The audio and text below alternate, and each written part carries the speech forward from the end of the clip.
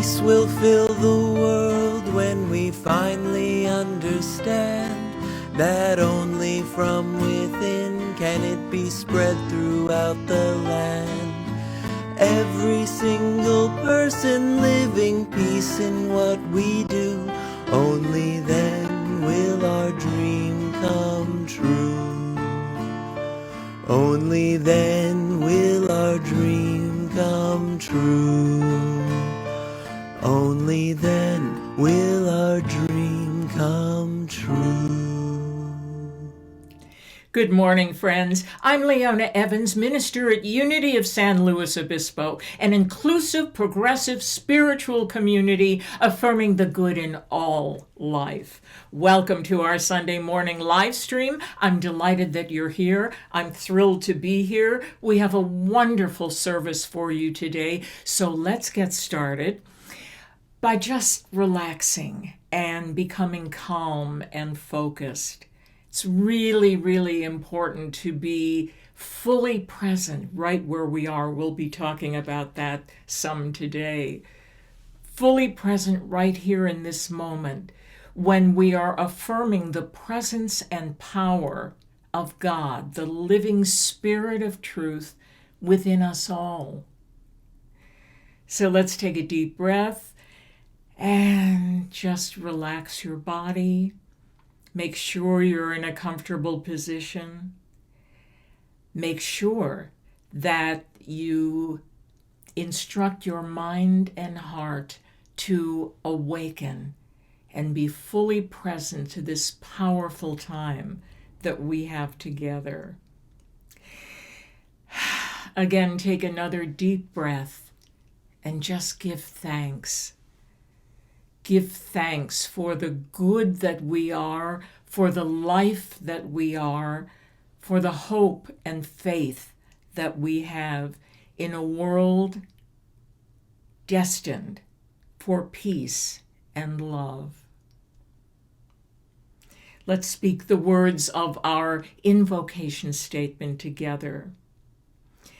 I am now in the presence of pure being, immersed in the Holy Spirit of life, love, and wisdom. Once again, I am now in the presence of pure being, immersed in the Holy Spirit of life, love, and wisdom. And so it is. Amen. Let's begin our service with a joy song performed by Matthew J. Evans. Good morning. Today we're going to sing Let Your Light Shine. Please sing along with the lyrics in the bottom of the screen.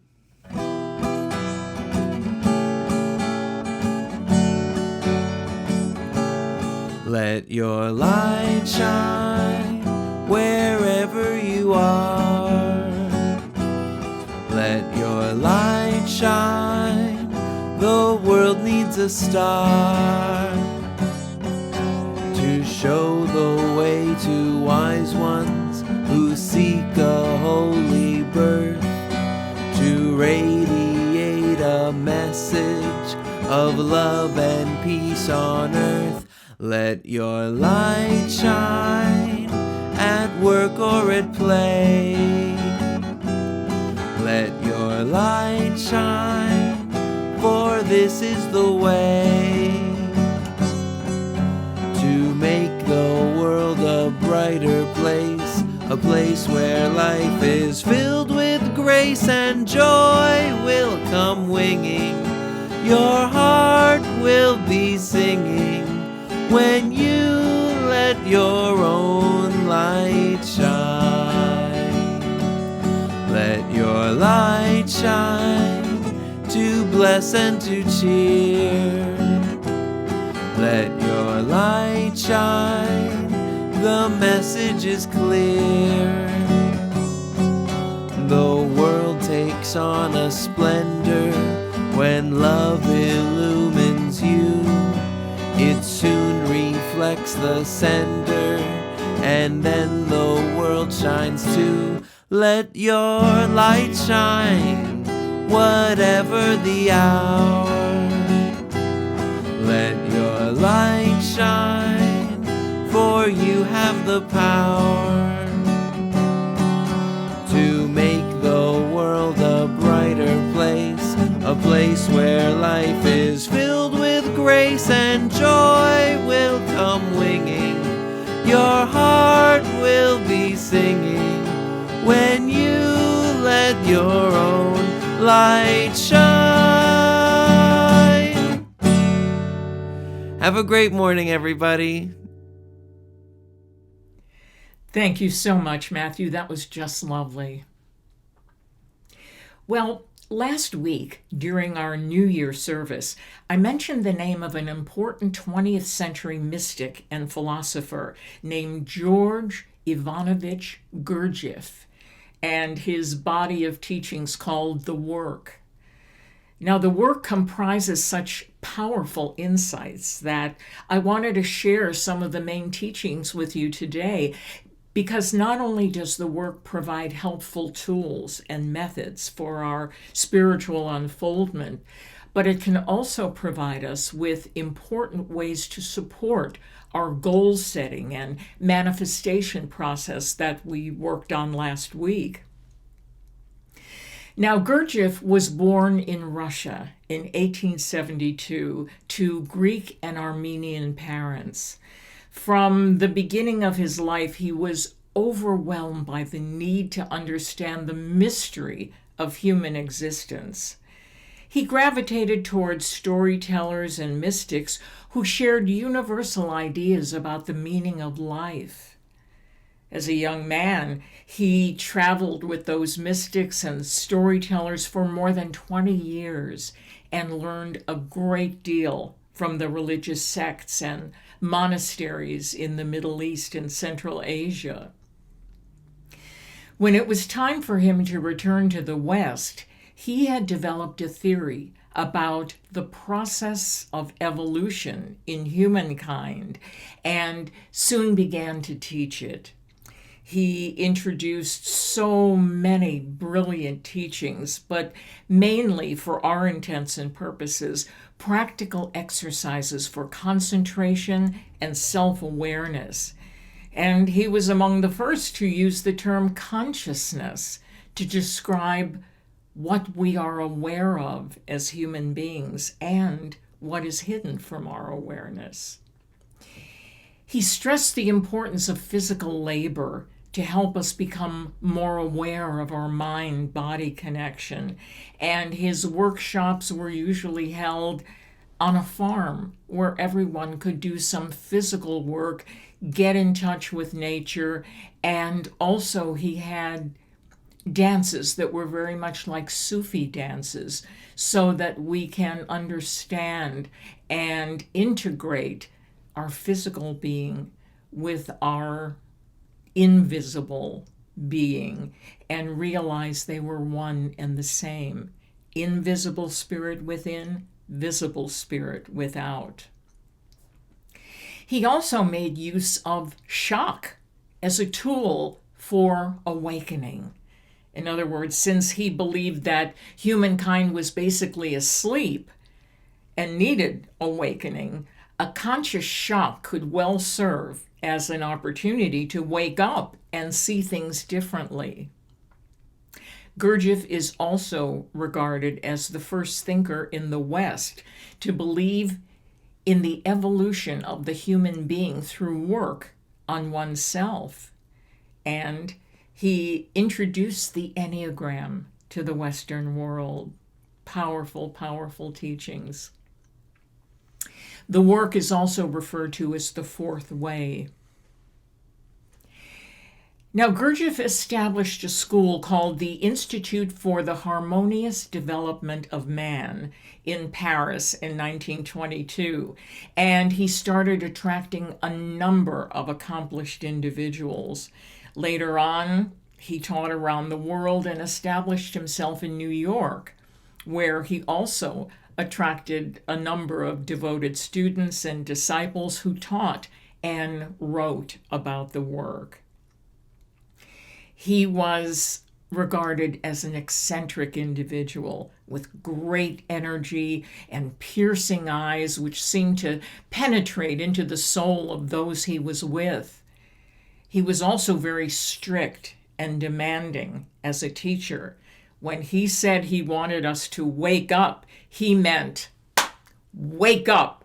And he was very animated and very powerful in his approach to teaching.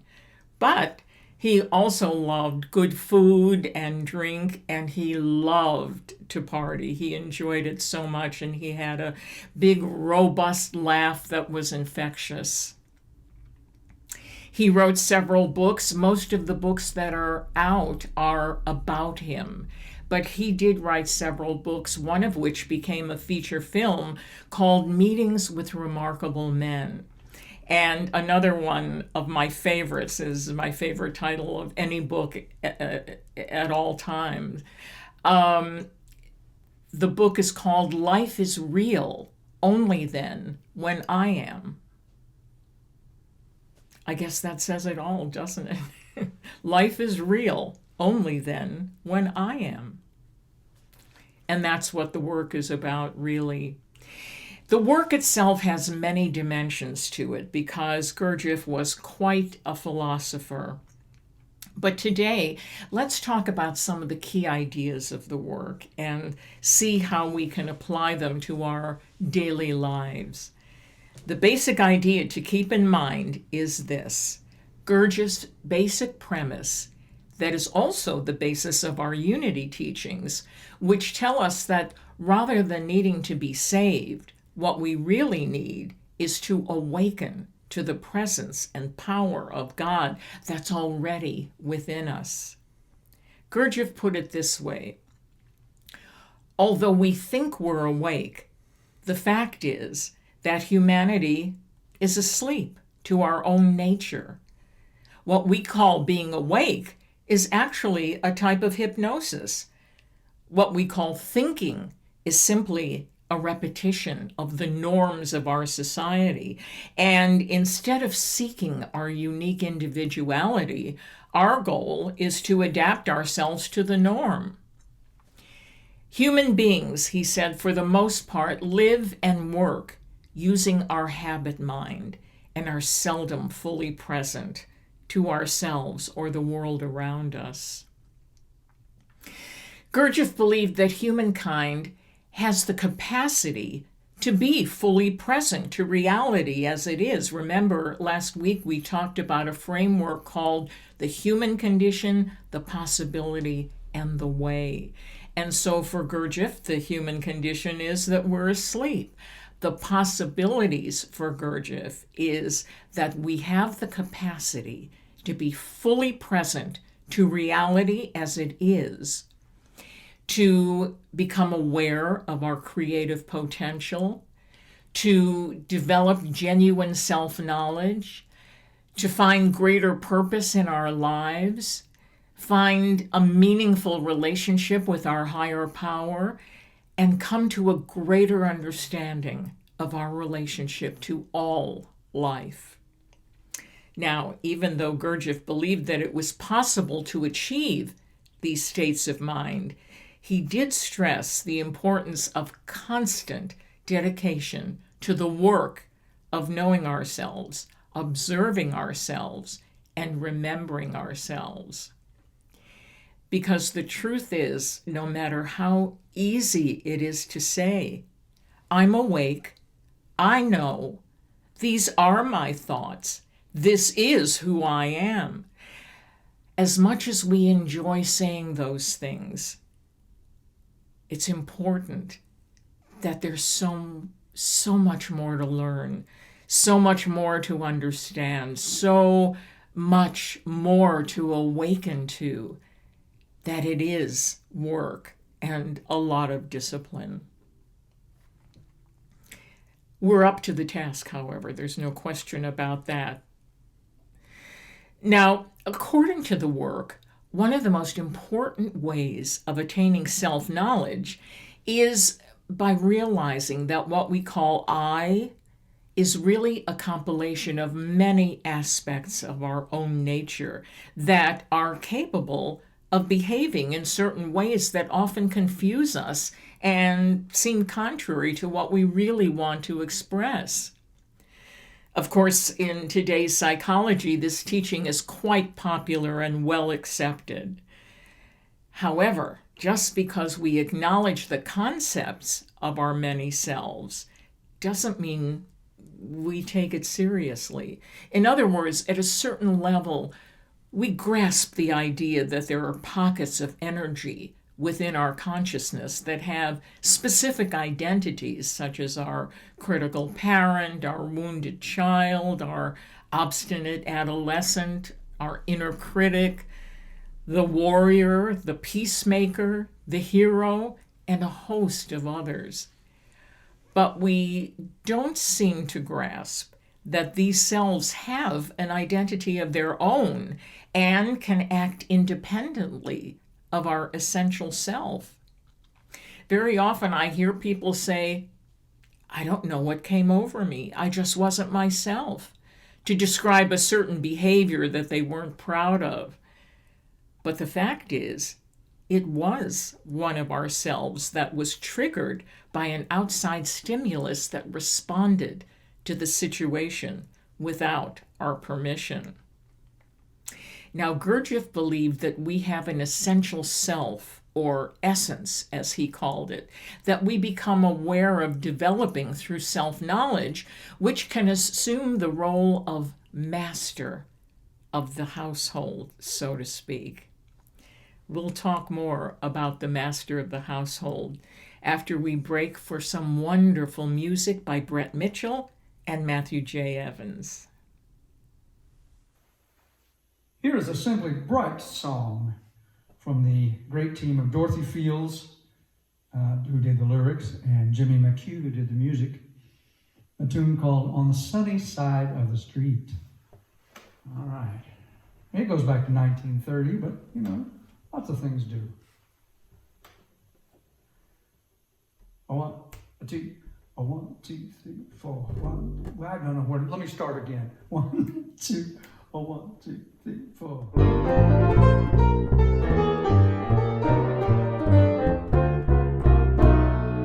Grab your coat, get your hat, leave your worries on your step.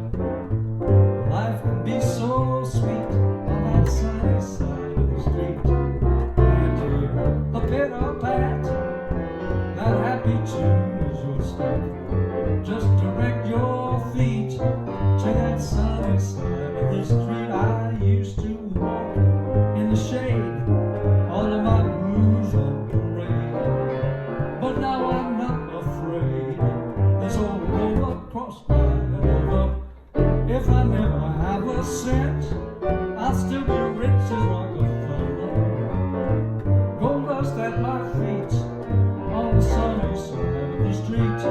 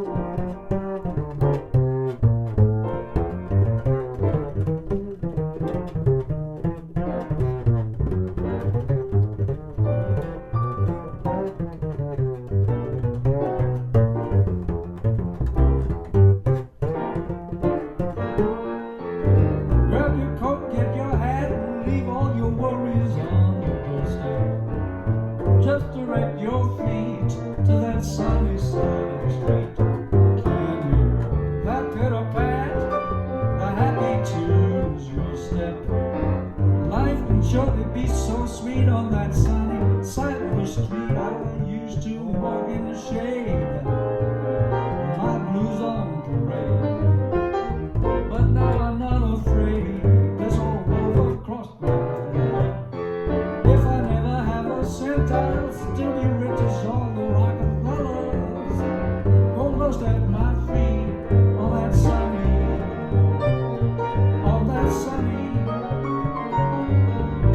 you'll find me on the far sunny side of that street.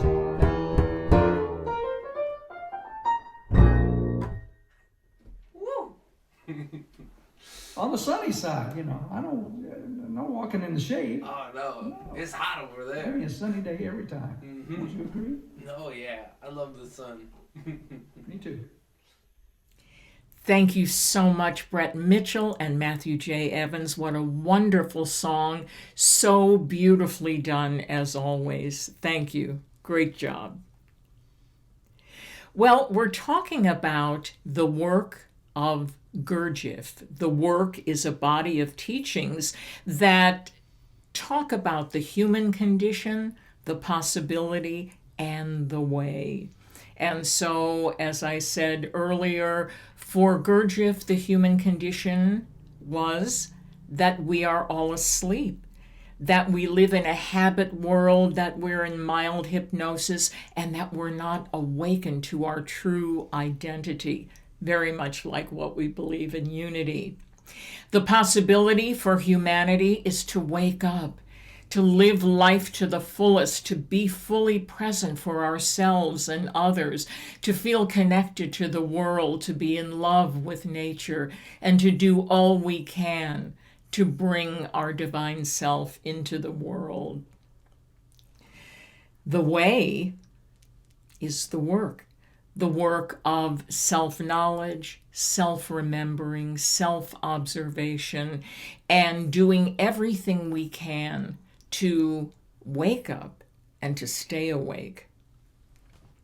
So we talked before we broke for our music about the idea that we are not just one I think, I say, I feel, I do, but we're many selves that occupy the spectrum of our consciousness.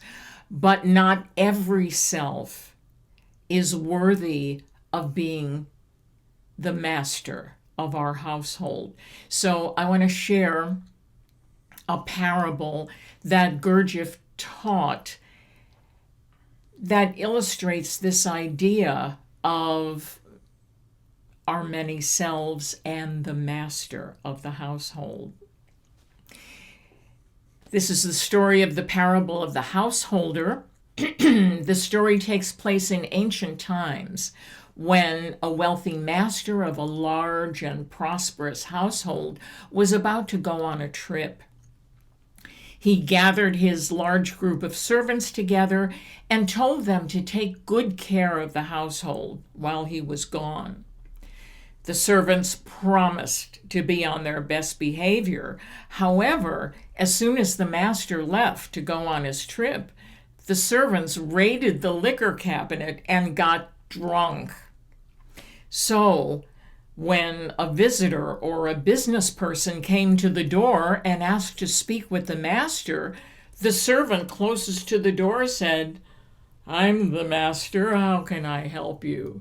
Just drunk as can be and not even aware of what he was doing. But he was closest to the door, so he answered it and impersonated the master.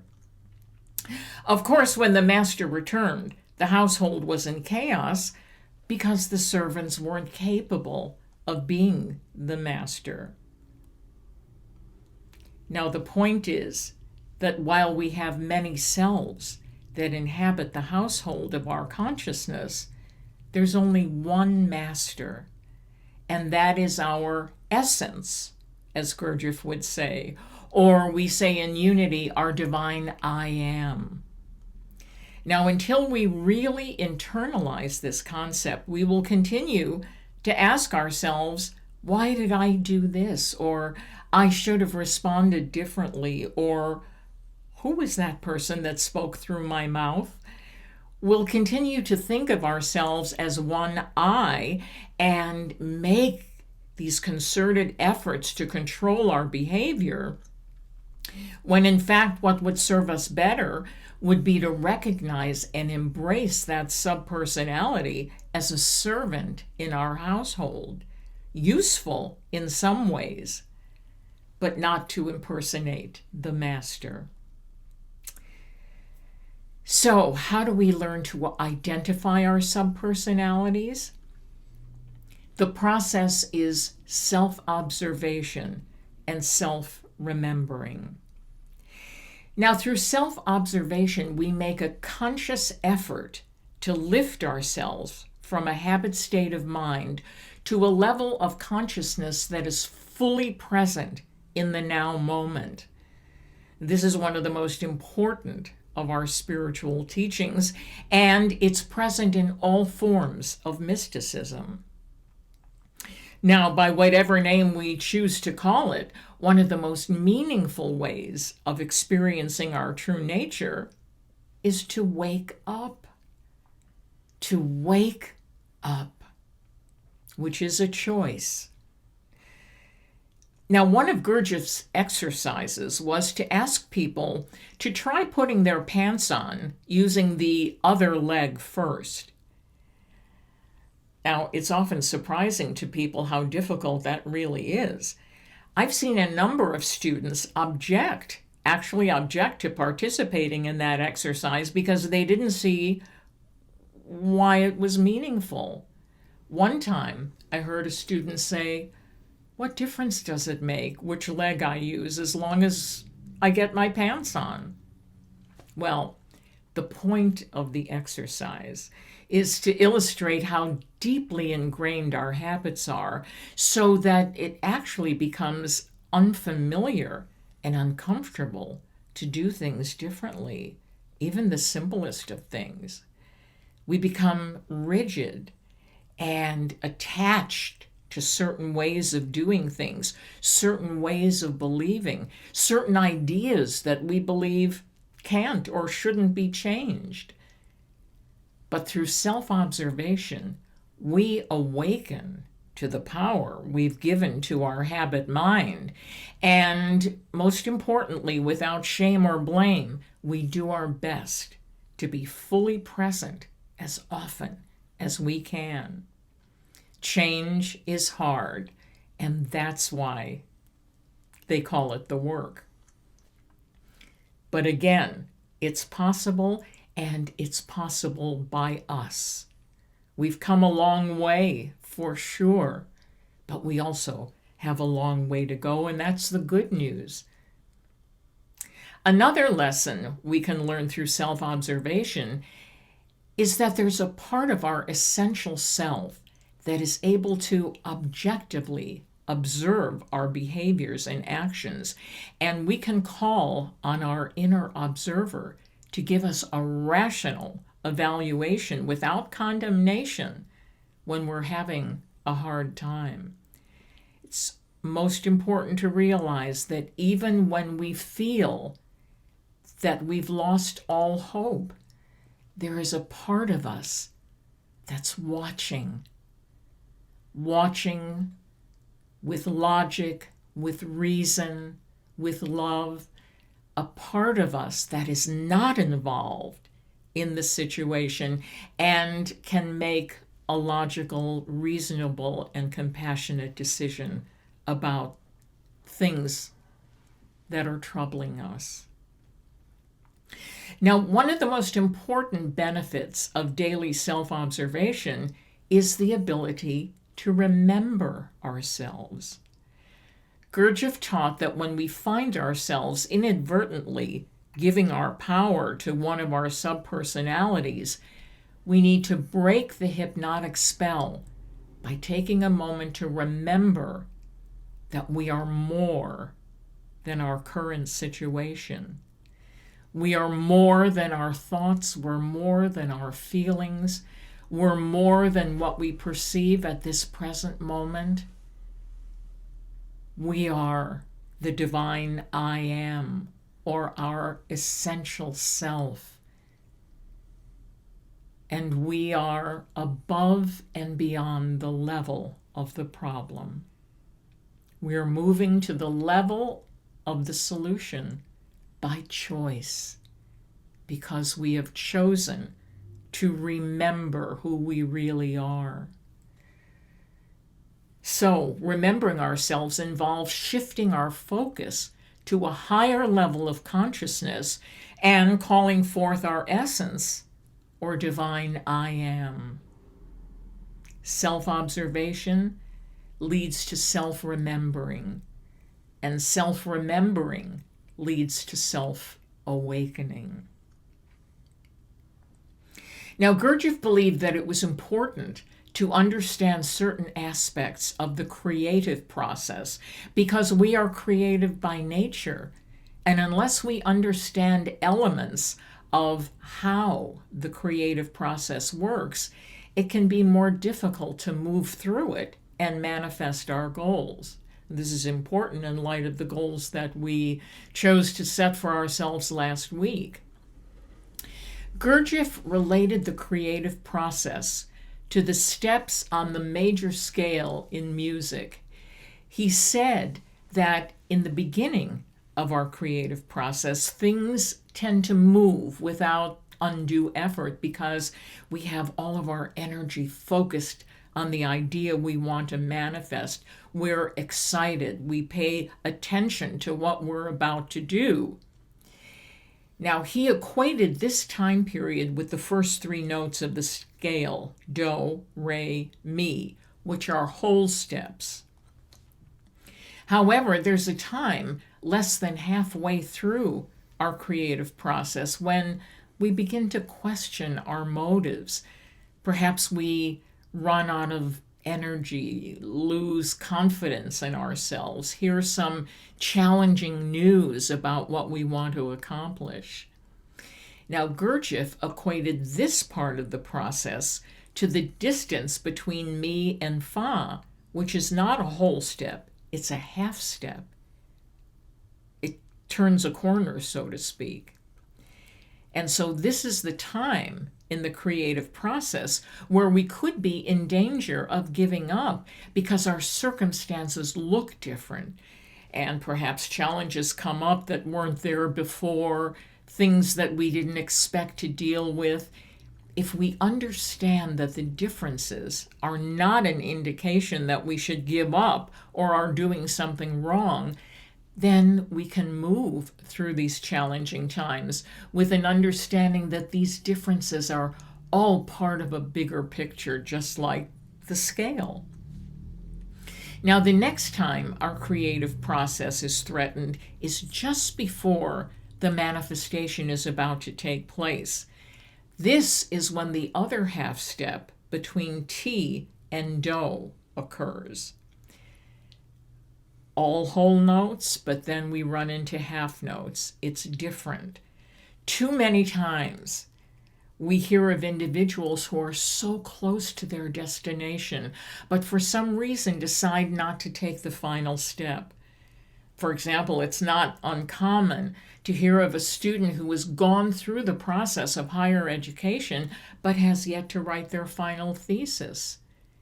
Gurdjieff reminds us of how common it is for us to give in to the pressures that often come toward the end of our creative process.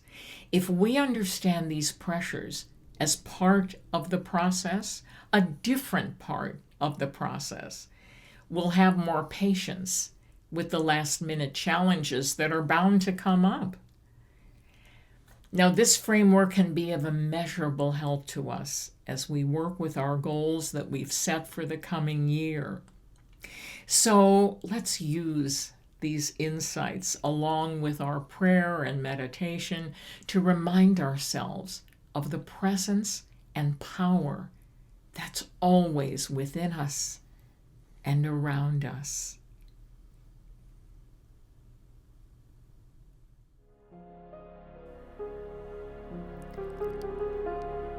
Take a deep breath and relax now as we move into our time of meditation, contemplation, and integration of today's message.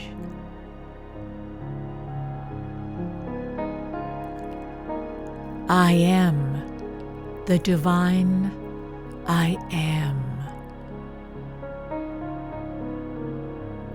I give thanks that there is this place within my consciousness where I can give my full attention to the light, the life, the wisdom, and the love that I am.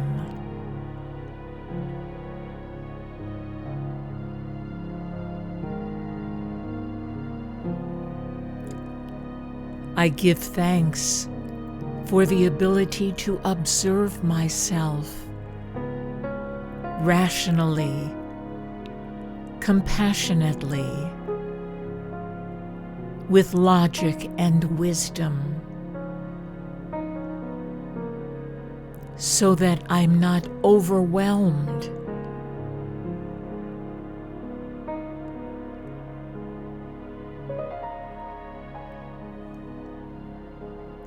my self-observer reminds me to remember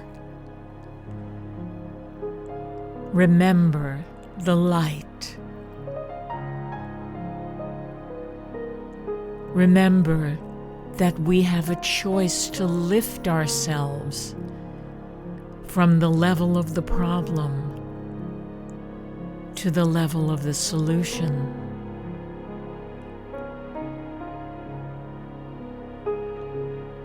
I remember who and what I am,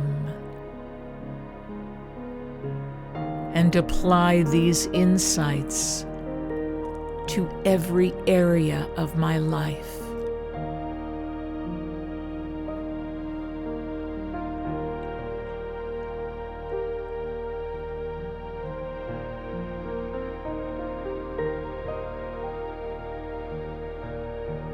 I remember that as I set my goals, I am aware that there are certain times that will be either more or less challenging. And I remember that this is all part of my journey, not a sign to give up, but a recognition and a sense of peace that all is well.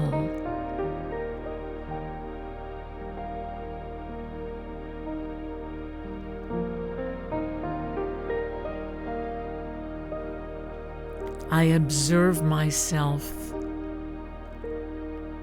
and ask, how often am I focusing on my goals and intentions? My observer might say it would be wise to give my goals more attention, but this is not meant to shame or blame, but to learn and grow in love.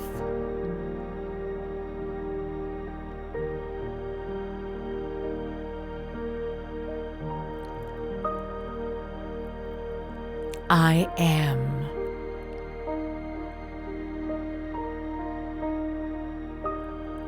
I am. And so it is. Amen.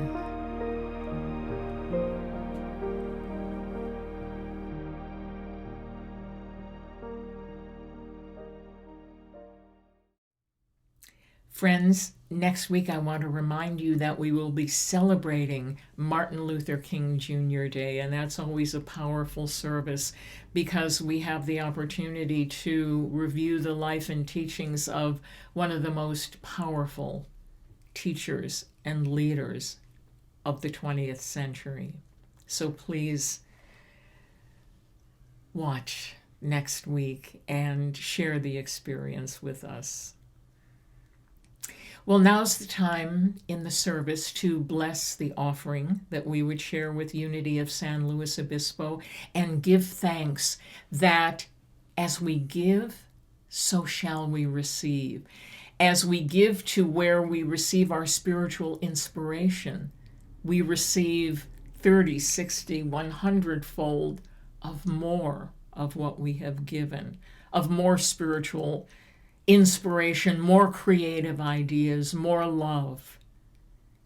And so please remember Unity of San Luis Obispo as you make out your list of donations, and please include us in your process. We are also happy to include you in our prayers, as I said last week, for those of you who set goals or anyone who is setting a goal today for the coming year. Please put your intention on our website and we will join you in prayer to see that your manifestation takes place and that you are blessed in every way. Let's speak the words of our prosperity statement together. Freely I give, freely I receive. God is my source.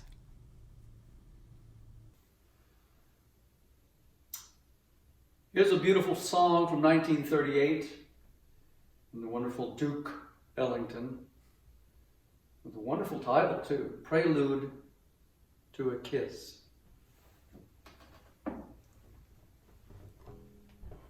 1, 2, 3, 4.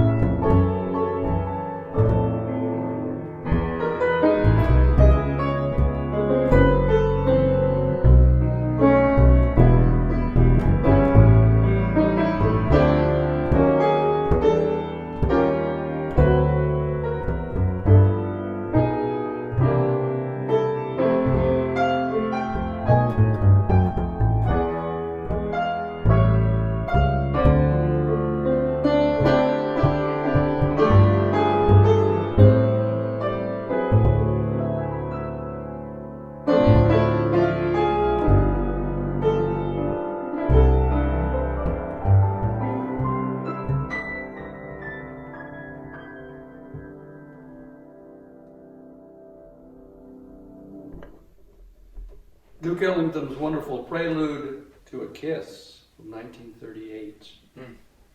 Beautiful. One of my favorite of his. Just love it.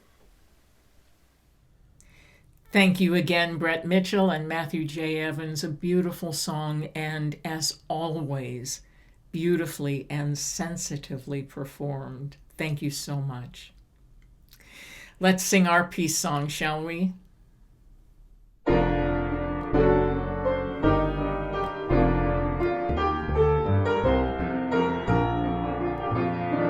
Let there be peace on earth, and let it begin with me. Let there be peace on earth, a peace that was meant to be. With God as creator, united all are we. Let us walk with each other in perfect harmony. Let peace begin with me. Let this be the moment now. With every breath I take, let this be my joyful vow. To take each moment and live each moment in peace eternally. Let there be peace on earth, and let it begin with me.